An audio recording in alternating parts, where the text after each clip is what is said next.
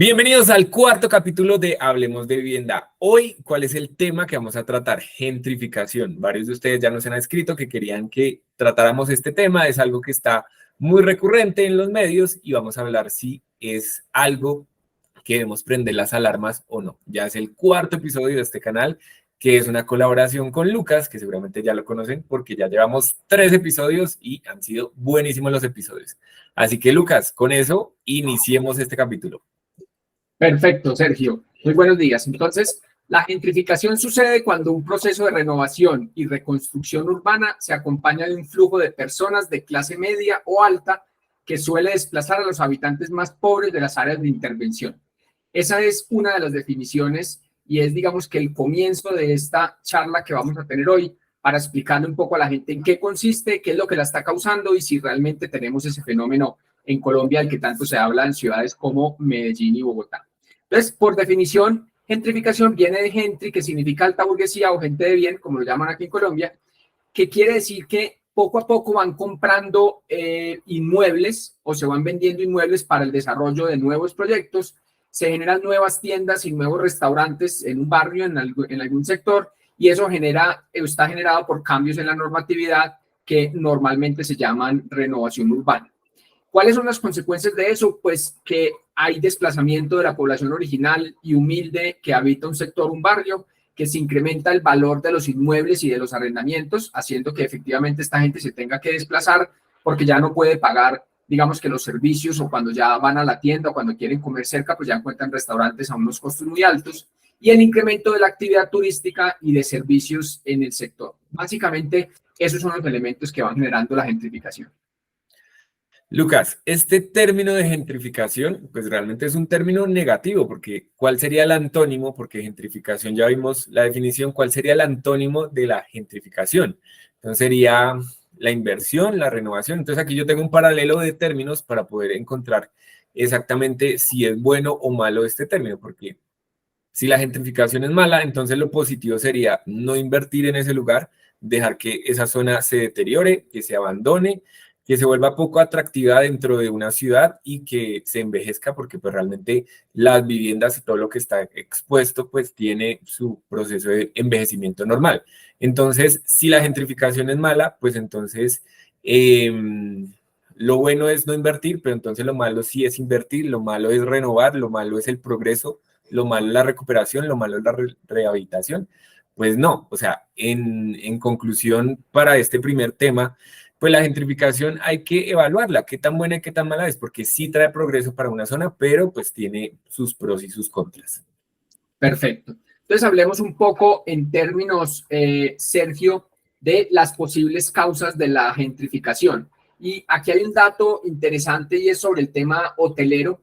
Digamos que en una ciudad como Bogotá existen 558 hoteles o empresas inscritas en el registro del turismo y 23.350 camas. Pero veíamos esta semana en portafolio que en Colombia sigue aumentando y se sigue recuperando el turismo. Creo que somos uno de los países de Latinoamérica que ha tenido la mejor recuperación después de la pandemia en el tema del turismo, y estamos creciendo un 29.3%.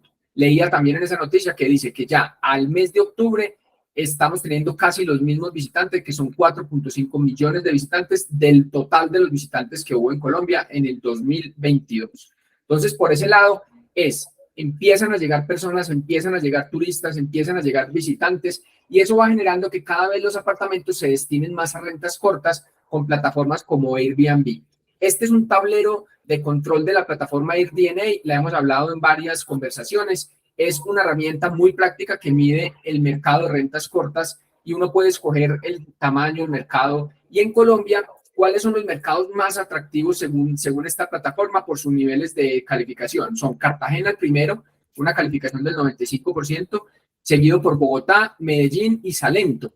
Luego viene Palomino, Jardín, Barranquilla y Bucaramanga. Esta es como la descripción. Pero entonces pasemos un poco qué quiere decir y por qué es tan atractivo ese negocio de las rentas cortas, que hace que la gente prefiera alquilar sus apartamentos, no para los habitantes, sino para los turistas o por rentas cortas. Entonces, miramos un mercado como el de Bogotá, tiene 16.700 apartamentos enlistados en plataformas como Airbnb, digo, y con una calificación del 92% que tiene ingresos medios por apartamento de 32.4 millones de pesos al año, decreciendo el 7%. ¿Por qué decrecen estos mercados un poco? Porque cada vez se ha ido más popularizando y eso hace que más apartamentos los vayan enlistando.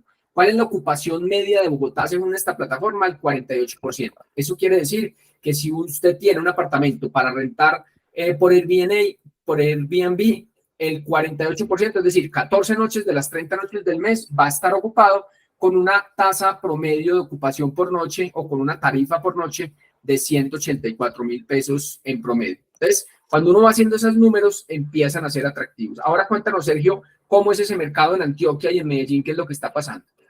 Pues realmente este tema de gentrificación, empezamos a ver los titulares en los periódicos, fue en Medellín, en Antioquia, porque eso pues todavía no han dicho que en Bogotá se presente ese fenómeno de manera masiva. Entonces traemos las cifras de Antioquia y Medellín, qué es lo que está pasando allá, si es negativo que lleguen más turistas o no. Entonces miremos la gráfica, empecemos en la izquierda. En el 2020, el 24% de la ocupación estaba ocupado en los hoteles, un 24% ocupación hotelera, y aumentaba en el 2021 y en el 2022 hasta llegar a un 73%. Eso demuestra que más turistas están visitando no solo Medellín, sino Antioquia. Si vemos en la parte derecha, en Colombia, entre el 2019 y el 2022, subimos en el PIB de Colombia el 4.58 al 2022 llegó, que representa el turismo dentro del PIB de Colombia. Y Antioquia, para su PIB, el 4.8 es turismo, es una cifra importante que depende de los turistas que lleguen. Si le pregunta, la gobernación de Antioquia le preguntó a sus habitantes si ve con buenos ojos el turismo o no, y casi el 97% está de acuerdo con que los turistas lleguen a visitar pues todas estas zonas de Medellín. Qué rico que a uno lo visiten, qué rico que uno sea atractivo para el mundo, y pues Antioquia está disfrutando esa opción. Pasemos a la siguiente diapositiva, y es como comparar lo mismo que ya nos mostró Lucas, pero en Medellín, ¿qué está pasando? En Medellín hay aproximadamente 16.700 unidades listadas en Airbnb, unidades habitacionales puestas en estas plataformas, y allá los clasifican en 7 submercados o 7 zonas que son las más atractivas. Y las cifras son mucho más interesantes que en Bogotá, porque el promedio de ingresos que tiene una persona que pone una vivienda en estas plataformas es casi 90 millones al año. También ha venido bajando casi un 14% por la misma dinámica. Entre más atractivo sea un negocio, más personas ingresan a ese negocio. Y si lo comparamos con el promedio de noche, una noche en Medellín cuesta más o menos 434.000 pesos, que es una cifra bastante importante, y por eso es tan atractivo y por eso ha incrementado tanto estas cifras en Medellín. Con una ocupación media del 57%. Sí, también me faltó ese dato, 57% la ocupación media de estas plataformas. Yo les traigo esta imagen porque quería hacer una analogía. A veces, no sé si ustedes van por carretera, por ejemplo, en la Ruta del Sol, antes la mayoría de nosotros pasábamos por los pueblitos que quedaban por esa Ruta del Sol, y desde que se construyó hay pueblos que quedaron aislados del turismo, ¿no? Entonces, pues la vía es mucho más alejada de la vía principal. Entonces, negar que los visiten los turistas a un pueblo es negar pues sus ingresos, ¿no? Entonces, aquí les traigo esa imagen tan diciente que se construyó una vía secundaria porque es mucho más atractivo pues, generar velocidad para los carros que quieren visitar otras regiones. Entonces, si uno rechaza el turismo, es la misma foto. Si uno rechaza que las personas lleguen, pues uno va a quedar aislado de los turistas, de las personas que llegan con su plática a comprar alimentos, hospedaje, entretenimiento, en fin. Y también les traigo esta imagen porque en Medellín hay un dicho que normalmente el gasto público no genera estos fenómenos emergentes, ¿no? El turismo pues realmente empezó a crecer de una manera interesante, pero no fue porque todo el mundo planeó que Medellín se iba a convertir en un centro del turismo en Colombia, sino fue algo emergente. O sea, los turistas empezaron a ver atractivo Medellín más que el resto de lugares en Colombia. Y eso también pasa, por ejemplo, Ruta N, que es un programa de Antioquia, ahí querían promover el tema de las startups y el emprendimiento alrededor de la tecnología. Y realmente las mayores startups y empresas de tecnología están en Bogotá. A pesar que el gasto público quiere hacerse en esos rubros, pues los fenómenos emergentes nos dicen que realmente ven atractivo a Medellín es para otras cosas y no tanto como para el tema de startups y programación. Les queda a través de esa imagen, me parece muy distinto. Perfecto. Entonces, yo creo que la respuesta es gentrificación sí, pero de manera ordenada, Sergio. Y aquí ya existen unas reglas y en esto insisto mucho en las personas que me preguntan que cómo funciona y las copropiedades y los edificios que están muy preocupados, digamos que por esta nueva tendencia y por recibir o tener apartamentos en rentas cortas. Una de esas reglas y la principal es que todo apartamento que esté inscrito para una plataforma como Airbnb tiene que estar inscrito en el Registro Nacional del Turismo. De hecho, hoy en día es una obligación de la plataforma ingresar el número del Registro Nacional del Turismo del apartamento, con lo cual, digamos que todos deben estar cumpliendo con eso. La segunda es que los reglamentos de propiedad horizontal, hay una discusión muy grande al respecto en que si está permitido o está prohibido, digamos que explícitamente. Digamos que esta disposición la gobierna la ley 675, que es digamos que la norma macro que regula, digamos que el tratamiento entre los inquilinos o las personas o el desarrollo de proyectos inmobiliarios. Y explícitamente nos decía un abogado hace poco que no está prohibido, es decir, el hecho de que no esté implícito dentro del reglamento de propiedad horizontal quiere decir que no está prohibido, con lo cual todo edificio o toda propiedad horizontal debería poder permitir el uso de rentas cortas o de alquileres de menos de un mes, siempre y cuando estén inscritos en el Registro Nacional del Turismo y cumplan con el resto de los requisitos. El tercer punto es que se exige una tarjeta de registro de alojamiento que se llama la TRA. Eso es una tarjeta donde está debidamente registrado todos los visitantes con número de pasaporte, está plenamente identificados, con lo cual el tema de seguridad, pues, que es una preocupación abierta de muchísimas personas, digamos que se cuenta con toda esa información. Y el último punto, y no menos importante, es que todas las personas que hagan un alquiler para rentas cortas deben estar o deben de tener inscrita la actividad económica 5519 como prestador de servicios de alojamiento para visitantes en el respectivo RUT.